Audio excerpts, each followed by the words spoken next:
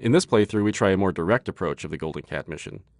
Co-creative directors Harvey Smith and Rafael Colantonio are here to walk you through it. Okay, so this time the player has done a different sequence leading through the streets leading up to the Golden Cat, and it has come in through the rooftops. It's a lot of vertical movement in the game, a lot of mobility. In the previous area, you can get dropped off in the river, and you're here to kill Custis and Morgan Pendleton, and therefore there are several different ways to enter the Golden Cat area. In this playthrough, we're going to do very brutally.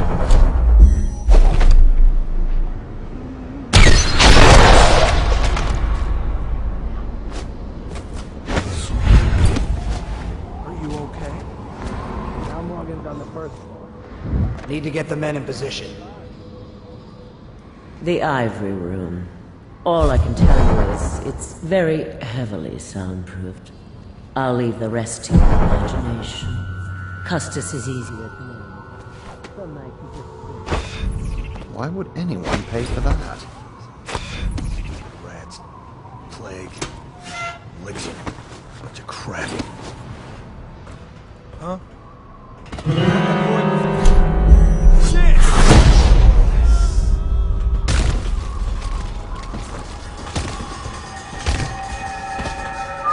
This is a drop attack.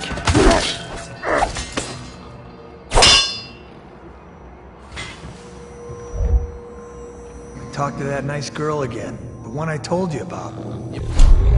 But you're at the Golden Cat, right? Yeah.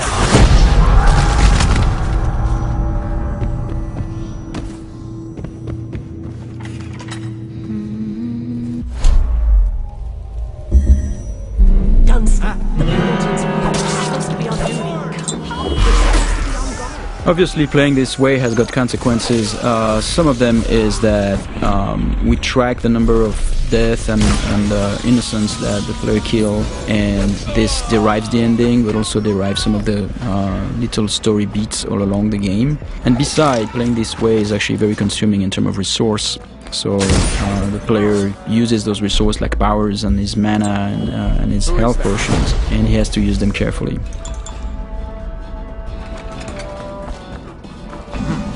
Might be worth checking out.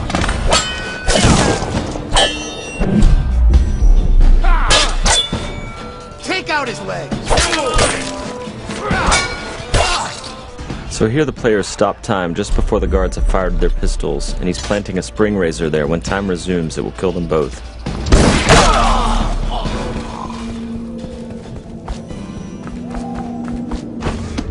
Find out!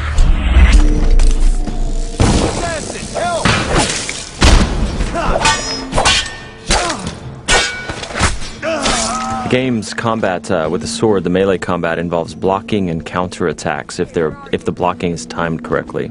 I hear you.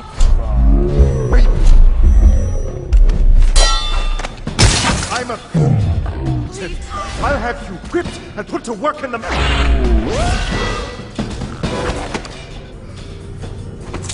So both targets have been assassinated.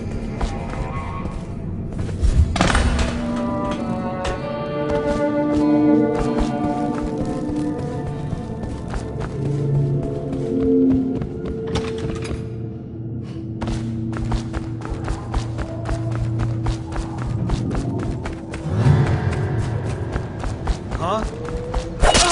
Someone help me out! Someone get over here! Help! Someone...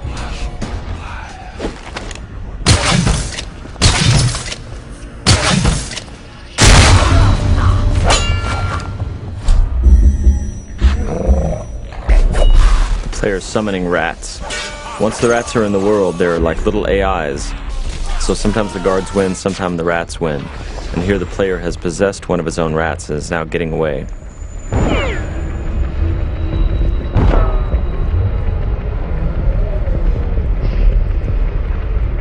And that's the end of the violent, messy playthrough of the Golden Cat.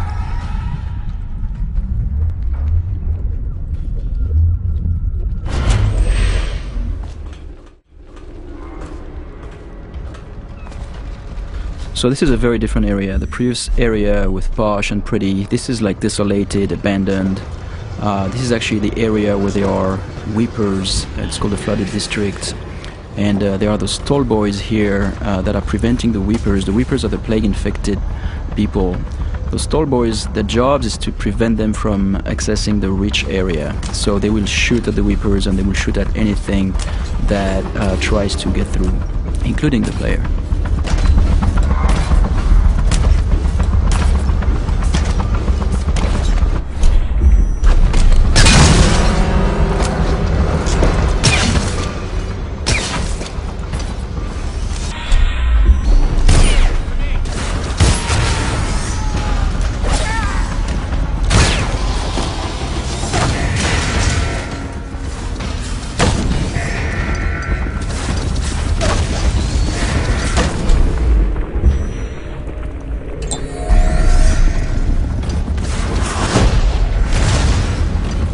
Here we're using wind blasts to bounce back the arrows at the tall boys.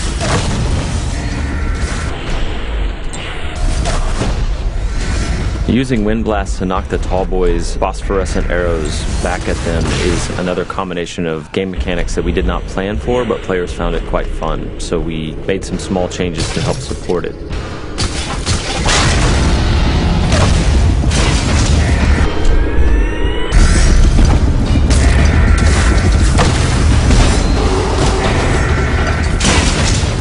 These Stiltwalker guards, the tall boys as they're called, have vulnerable tanks of whale oil on their backs that they use for their incendiary arrows. And so periodically the player is shooting at those tanks, stopping time, trying to get behind them. The shields all around them are actual breakable wooden shields, so they absorb some of the player's shots, but periodically the player breaks one of them off. Here the player just possessed a tall boy and he's going to escape the area through those wall of lights here via tall boy. So the wall of light is a Tesla-like security device that's a powerful electrical field. And the guards at the beginning of their shift are attuned to it so they can walk through it, but the player cannot unless he hacks it.